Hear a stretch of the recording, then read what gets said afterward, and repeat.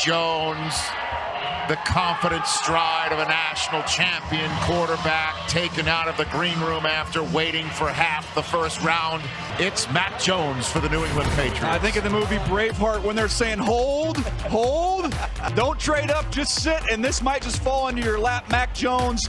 It's all about accuracy, touch, and timing, and that's why the Patriots got him here at 15.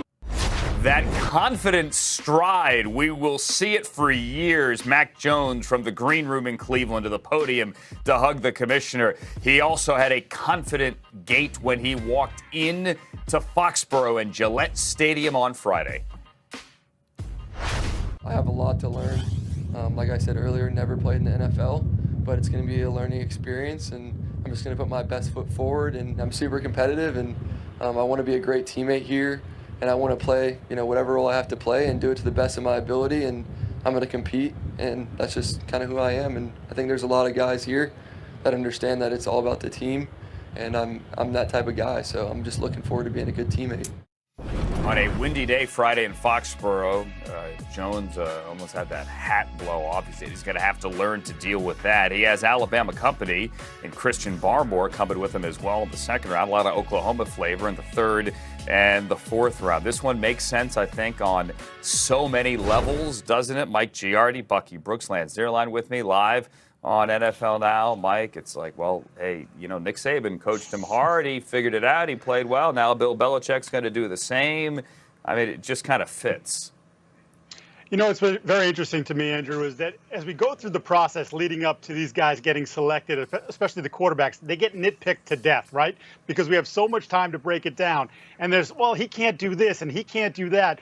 Well, who never says that? Bill Belichick. He tells his guys, he tells his scouts, he tells his coaches, don't tell me what they can't do, tell me what they can do. And we got to talk to Belichick at various points during the course of last season when they were having some issues at quarterback. And we said, what do you look for in a quarterback? And he said, decision-making, anticipation, and accuracy. Well, guess what 3 boxes Mac Jones checked off in college? All 3 of those boxes. Extremely accurate, especially from 0 to 10 yards, which is, quite frankly, where Tom Brady made his living for a lot of those years. And here's another thing. People don't want the comparison to Tom Brady. It's not fair. But Mac Jones spent a ton of time for years now watching Tom Brady, how he moved in the pocket, how he handled himself. He's got those quick eyes. I'm not saying he's Tom Brady, not doing it, but I'm just telling you, he spent a lot of time looking at Tom Brady. Well, that's good. I spent a lot of time looking at Black Panther and Michael B. Jordan, and my head don't rip like his either. Here's what I'll say, though. Mac Jones can be a great fit for the New England Patriots because he does get the ball out. The problem that we currently have with the Patriots, I don't know if they have a 5-star cast of playmakers on the outside to create space. With the 2 tight ends, Jonnu Smith and Hunter Henry, that might be the way they go about it. They may rebuild this offense in the image that we saw when they had Rob Gronkowski and the late Aaron Hernandez, where they used 12 personnel to create a bunch of different matchups. It's just about Mac Jones getting comfortable in the system. He can handle all of the high IQ reads and those things, but can they surround him with enough playmakers to allow him to do his deal like he did it at Alabama?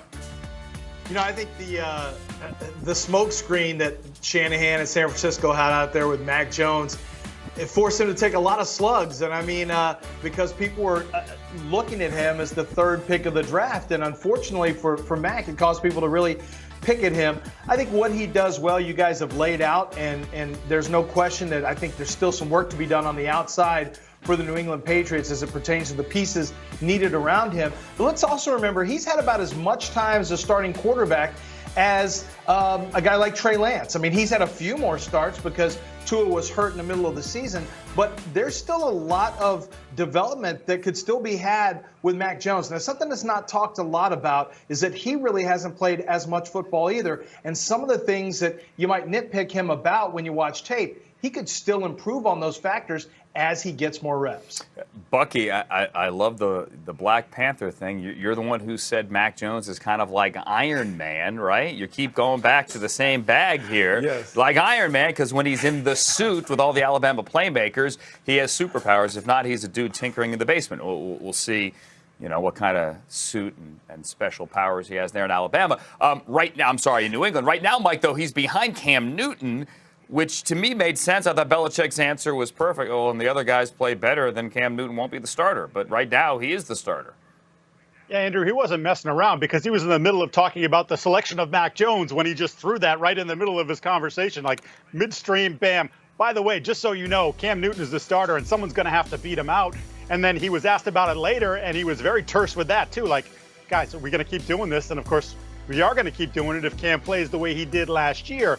But to me, there's a couple things here. The Patriots will push Mac Jones internally. They're going to throw a ton of stuff at him. Can he handle the volume that they bring to the table? But they're not going to make that public. They're going to do that in private. Meanwhile, they have someone in Cam Newton who's now been here for almost a year.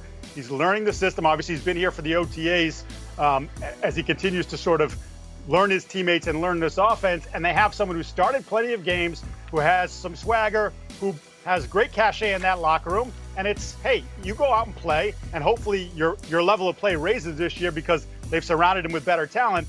In the meantime, Mac keeps getting pushed behind the scenes, and if Kim opens the door for him, maybe Mac jumps through at some point during this year. Hey, I love this because I hope Mac Jones walks out like Vince McMahon in a WWE fight because Cam Newton has more swag and is a bigger, badder man. And so when we think about these two duking it out on the field, I can't wait to see how this plays out because there are going to be guys in the locker room that look at Adonis. They're going to look at Cam Newton. They're going to be like, man, this dude is a body beautiful guy with big-time talent. Can Mac Jones overtake that perception with his game and his consistency? I can't wait to see how this plays out. Yeah, I think this is really interesting because Cam doesn't strike me as a guy who's going to sit there and teach the young rookies something. I mean, I think Cam is out there trying to continue to be a starting quarterback. So I'm not sure there's going to be a mentoring relationship there. And then when you talk about everything Bucky just mentioned about the locker room, I think that is an interesting – if Mac Jones – comes in the middle of the year and starts to get reps, he's going to need to play well because all eyes are going to be on Mac Jones in that locker room simply because of that swagger and the cachet that Cam Newton has in the locker room. So that's definitely something to watch moving forward. I know it's different here, but last year Belichick was loath to put in Jarrett Stidham. It was ride and die with Cam. He would never